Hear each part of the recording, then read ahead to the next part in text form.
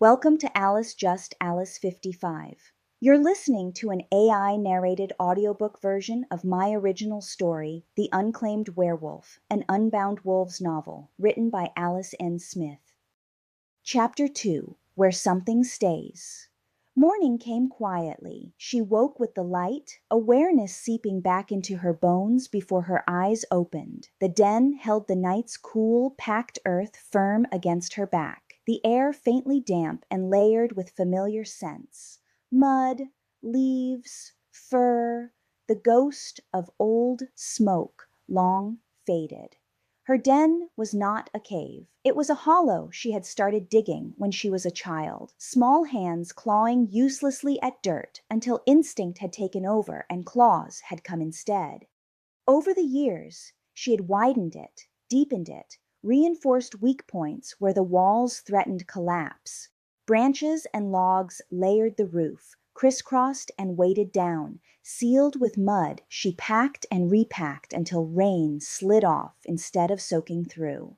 Brush and fallen debris masked the entrance so thoroughly that even deer passed close without ever knowing it was there. It was still, at its heart, a hole in the ground, but it was hers. She lay on her side in human form, bare skin dusted with dried soil, one arm bent beneath her head. The space fit her comfortably now, room to stretch, room to turn, room to sleep, without curling tight the way she once had. Something warm was pressed against her ribs. She opened one eye. The puppy was there. For a moment, she simply stared at him, disoriented, not alarmed, just faintly irritated. He was tucked neatly against her, small body, curled, as though it had always belonged in that space. His breathing was quick but steady, paws twitching as he dreamed. She frowned. "I didn't invite you," she muttered. The puppy shifted, let out a soft grunt, and pressed closer. She exhaled through her nose. Persistent. Carefully, she disentangled herself and sat up, brushing dirt from her legs. The puppy squeaked softly in protest and scrambled after her as she crawled toward the entrance. Pale morning light filtered in through the brush, dim but sufficient. She paused at the opening and sniffed the air. Nothing wrong, no strangers, no predators lingering where they shouldn't. Good. She rose and shifted without thought, bones flowing as fur replaced skin. The puppy, startled at the change, stumbled backward, then sat hard and stared up at her, ears pinned. She glanced at him. "You'll get used to that," she said. "I'm not choosing one shape for your comfort." He tilted his head. She turned away and padded into the trees. She hadn't gone far before she heard him, scraping paws, uneven breathing, the soft thud of a body too small for the terrain. She stopped. The sound stopped, too. She looked back. The puppy froze mid-step, one paw lifted, eyes wide. "You're loud," she observed. His tail wagged, tentative. She continued on. He followed, more carefully this time.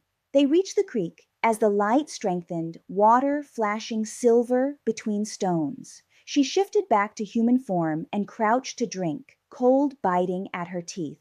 When she straightened, the puppy had approached the water with exaggerated caution, sniffing it as if it might leap up and attack him. "It won't bite," she said. "Probably." He lapped at it anyway, splashing his nose, then sneezed violently. She snorted. Pathetic. Hunting came next. She moved efficiently, slipping between forms as needed. She stalked, struck, and killed with practiced ease. The puppy stayed where she left him, watching from a distance. When he crept too close, she snapped sharply, more warning than threat. He yelped and flattened himself against the ground.